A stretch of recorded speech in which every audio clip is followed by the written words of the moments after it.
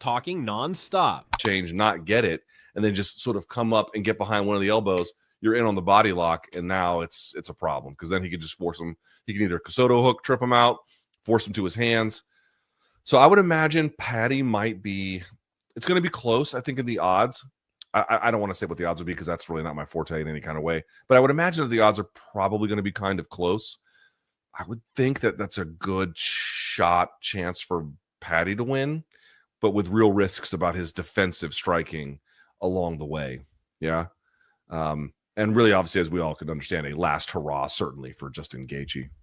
He's undefeated in the UFC, yet one expert blasts his path to the top, screaming he hasn't fought a single top 5 opponent. How is this even possible for an interim title shot? Wade Plemons didn't hold back, listing Paddy's wins against old man Tony Ferguson and Michael Chandler, asking how this qualifies him for a championship opportunity. The silence was deafening. This isn't just a fight, it's a crucible where Pimblett's entire career legitimacy hangs in the balance. A brutal test against a certified legend. Is this a shrewd setup or a career-ending mismatch for the rising star? The controversy ignited the MMA world, questioning the very fabric of the UFC's ranking system. Justin Gaethje not gonna drink, party, gonna train, dedicate himself, be focused. It's his last chance in this life. He's fighting like he was fighting for the title maybe 5 times. So this is his chance, and the end of his career, win the interim title, fight for the real title, and then retire. That's the best for him. And I'm gonna, Justin, if you need the help, let me know. I'll fly to you and help you. Beyond the controversy, Paddy the Baddy Pimblett's persona is a sneaky trick. Experts reveal they see him dancing, hair flopping, seemingly silly like he's in the Beatles. But beneath that disarming exterior lies a dangerous motherfucker who consistently fucks people up in the cage. This duality, the charming showman versus the savage fighter, makes him a true enigma, a potential next Conor but with a chaotic, unpredictable edge that keeps everyone guessing about his true ceiling. He's not just selling tickets, he's selling a genuine threat wrapped in a smile. He said, and I'm sure he will, take it very seriously and he will come in shape. I know he's a little older, obviously 37 years old, but like stylistically, how do you see the fight going? I mean, Justin, sometimes he fights so good, sometimes so bad. Hopefully, he's gonna overstrike him on the feet, with his boxing and kicks, and then Paddy gonna try to wrestle him, and he's gonna defend his wrestling and win by decision. But we win by decision, Gaethje. Mm-hmm. Meanwhile, Justin Gaethje, at 37, is supposedly past his prime. Yet, James Lynch argues against this narrative, asserting that Gaethje's impressive wins over Fiziev prove he still hangs with the absolute best in the division. The Max Holloway loss, while brutal, didn't change Lynch's opinion, citing an early nose break that skewed the perception. Justin, according to some, remained sharp, dangerous, and a legitimate contender, defying the age clock and any whispers of decline. This fight isn't just a challenge for Paddy, it's a validation test for Gaethje's enduring elite status. Like I said, I'll do a full breakdown on this later, but I'm leaning Gaethje here. I don't think he's done. I don't think his chin's gone. I know Gaethje's been submitted before. Typically, that's how Paddy wins a lot of his fights. He's got 11 wins by submission. But if you look at it there, you know, Gaethje's not a guy, like the last guy to choke him out was Khabib, and Khabib, in my opinion, is one of the best ever. So I'm not worried about Gaethje's ground game in this fight. Like I said, he's got an iron chin, and Gaethje hits like a truck. And, you know, the thing is, unlike Michael Chandler, Gaethje can go toe-to-toe with Paddy and probably have some success as far as the striking goes. So I could see Gaethje either knocking Paddy out or at least winning if he keeps this fight on the feet. But I do like Gaethje in this spot. It's 5 rounds. I think that also favors Gaethje a little bit. I'm not too worried about the age. Like, again, I didn't think he looked like he was on the decline against Fiziev. So at this very moment, I am leaning towards Justin Gaethje in this fight to get it done, whether it's by knockout or maybe a decision in this one. But I am favoring Gaethje. The stakes for Gaethje are incredibly personal, as Arman Sorokian's shocking offer reveals. It's his last chance in this life. Sorokian declared, emotionally stating, "If you need the help, let me know. I'll fly out light to you and help you. This isn't just a polite gesture, it's an urgent plea and a dramatic pledge of allegiance," highlighting the immense pressure on Gaethje to finally seize a true title shot and retire on top. It's an unheard of level of support, underscoring just how much is riding on this fight for the veteran. And momentum to win. Gaethje. And the last big win that Justin Gaethje had was in 2023 over Dustin Poirier. You had the loss to Max Holloway. You had the 2 wins versus Fiziev. You have the loss to Oliveira. So really, your big wins are Fiziev, Poirier, and Chandler. A guy that's retired, Chandler who's no longer at top of the division, and Fiziev that's kind of holding water at like the mid part of the rankings. And again, you want to talk about activity. Gaethje has 1 fight in 2025, 1 fight in 2024. It's not like he has been super active. And probably the guy that doesn't deserve it more is Paddy, I have to say. It's probably Paddy. Gaethje has the better wins, but he's older. Paddy is undefeated in the UFC. Din Thomas said, Gaethje's career, however, is riddled with inconsistency, a factor that makes this matchup even more unpredictable. Sometimes he fights so good, sometimes so bad, one expert confessed, reflecting the high wire act that is Justin's style. Will we see the precise striker who dismantled Fiziev, or the brawler who takes too much damage? This mercurial nature adds a layer of tension, leaving fans and analysts alike wondering which version of the highlight will step into the octagon against the rising star, creating a truly wild scenario. Gaethje for sure. Yeah? I think absolutely. I mean, just Gaethje he's still a banger, man. And it's somewhat like Paddy's crafty. Paddy's really crafty, and he's shown that he can withstand certain things and he can hang around with certain guys. But I just think when Justin Gaethje gets rolling downhill, and the amount of violence, and he's able to catch up to people. Like you can try to be crafty as you possibly can with Justin Gaethje, but eventually he's going to catch up to you and you got to stand up and fight him. Max Holloway was able to do that. Like Max Holloway was, he was actually, he was obviously doing very well, but then when he sat down on his punches, I mean, we saw what happened. So I'm not sure that Paddy Pimblett has the ability to do that. And I'm pretty sure Paddy Pimblett can't take Gaethje down. So, I'm leaning towards Gaethje, in fact, pretty heavily, actually. The clash of styles couldn't be starker. Paddy's renowned craftiness against Gaethje's relentless violence. Gentama warns that no matter how crafty Paddy gets, Gaethje's downhill momentum of pure violence will eventually catch up to him. You can try to be crafty as you possibly can, Gentama stated, but eventually he's gonna catch up to you, and you've got to stand up and fight him. This isn't just a theory, it's a terrifying projection of Gaethje's ability to break opponents with sheer unyielding pressure, forcing them into his world. Yeah, I haven't thought about it too much, but over 5 rounds, it is an interesting fight. I mean, we'll see if Paddy can get Gaethje, or he can get on top of him. We saw how violent he was against Michael Chandler, so that would be interesting. But yeah, the task is getting Justin to his back first, because he's not easy to take down either. No, and we've seen him. He's moving. Justin Gaethje's moving better, but when he wants to really sit down and be violent, he can. And I think that's going to present problems for Paddy. It's going to force Paddy to make some mistakes, and I'm not sure he's going to be able to take the amount of punishment that Justin Gaethje's able to dish out. Difficult to remove. I think that exactly goes. Gaethje on the feet and Paddy on the ground. So let's talk about the fight itself. It's a great question.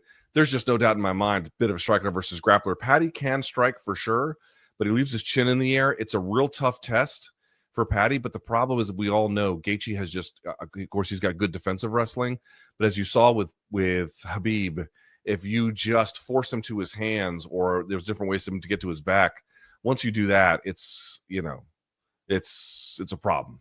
He seems like a fish out of water at this point. So Paddy, who is a back specialist, both in obtaining it and then maintaining position, that's very advantageous. At the same time, he's got a little bit of that going on, and I think a guy like Gaethje can still send his chin into orbit. So very much a striker versus grappler, but it just feels like Paddy is big for the weight class, and all he really has to do is clinch and then get behind the elbows, and then that's what he can do. All he has to do is level. Luke added that the fight could be Luke Thomas offers a deeper dive, framing the fight as a classic striker versus grappler showdown. He notes Paddy's tendency to leave his chin high, a dangerous flaw against Gaethje's precise and devastating power. Justin Thomas emphasizes only needs one clean shot to put Paddy in serious trouble, potentially changing the fight's trajectory instantly. It's a terrifying vulnerability for Paddy, a glaring weakness that Gaethje's explosive striking could exploit with brutal efficiency, making every exchange a heart-stopping moment for fans. Change, not get it, and then just sort of come up and get behind one of the elbows. You're in on the body lock, and now it's a problem because then he could just force him. He can either Kosoto hook, trip him out, force him to his hands. So I would imagine Paddy might be. It's going to be close, I think, in the odds. I don't want to say what the odds would be because that's really not my forte in any kind of way. But I would imagine that the odds are probably going to be kind of close. I would think that that's a good chance for Paddy to win, but with real risks about his defensive striking along the way. Yeah. And really, obviously, as we all could understand, a last hurrah, certainly, for Justin Gaethje.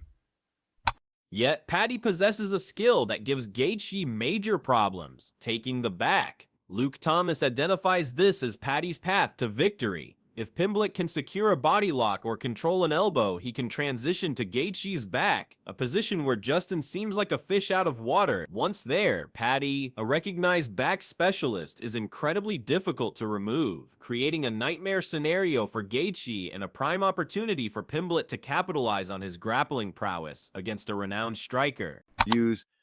Paddy Pimblett is who he is and is going to draw crazy eyeballs. And anytime you stick Justin Gaethje in a goddamn octagon, you're going to get craziness. You're going to get an unbelievable fight. It makes sense to me. It really does. I do feel for poor Arman Tsarukyan, who's so fucking good and probably really the truest test for Ilia Topuria in the whole division. Not that Gaethje, not that Paddy can't pull it off. Paddy's physique also plays a critical role, as he's big for the weight class. This size advantage could be key in clinching and transitioning to takedowns, giving him an edge in close quarters. Luke Thomas suggests Paddy's best chance might involve leveraging this physical strength to force the fight into a grappling exchange, nullifying Gaethje's striking. It's a strategic choice that could dictate the entire pace of the contest, turning a stand-up war into a gritty, grinding ground battle where Paddy's size could make all the difference. Paddy, I still think, has a ceiling that we really haven't seen fully touched yet. I think he's got a lot of room to show us. If he beats Justin Gaethje, you can't say shit about this kid anymore. You know what I mean? Well, like, he's got an opportunity to really show, even though Gaethje's been around a long time, he's one of the most violent, dangerous guys in the whole lightweight division. And if he beats him, for Paul Felder, this fight is the ultimate litmus test for Paddy's career. If he beats Justin Gaethje, you can't say shit about this kid anymore. Felder declared, underscoring the monumental stakes. This isn't just another win. It's a chance to silence every critic, to prove he's more than hype and genuinely belongs at the top of the lightweight division. It's the moment that decides Paddy's future, a brutal proving ground against a fighter known for exposing anyone who isn't truly ready for elite competition. I don't know, Jeff. Kind of leaning towards Paddy. But the way he does get hit with left hooks, he looks so good against Michael Chandler. Paddy's got a lot of ways to win. He's a scouser. He's a scouser. Scousers don't get knocked out, you mushroom. He KO'd Dustin with a head kick too. The fight before yeah. the Max Holloway one, which is pretty impressive. Adding a surprising twist, Sean O'Malley, a reigning champion, is leaning towards Paddy for the win. O'Malley points out that Justin occasionally gets caught with left hooks, a subtle but critical vulnerability. While acknowledging Gaethje's incredible power and recent head kick KO of Dustin Poirier, O'Malley believes Paddy's diverse skill set and scouser resilience give him unique opportunities. It's a bold prediction from a peer, suggesting that Pimblett's creativity might just be the X factor needed to upset the powerful veteran. The 5-round format is a significant factor, with many experts believing it heavily favors Gaethje.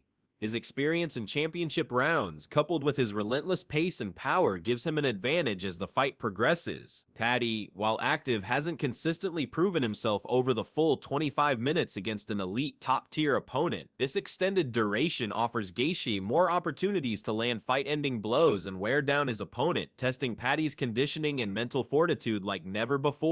Paddy's path to a takedown looks incredibly challenging, with most experts doubting his ability to ground Gaethje. Justin's improved movement and violent defensive exchanges make him a nightmare to control on the mat. This reality will likely force Paddy into more striking exchanges than he might prefer, playing directly into Gaethje's strengths.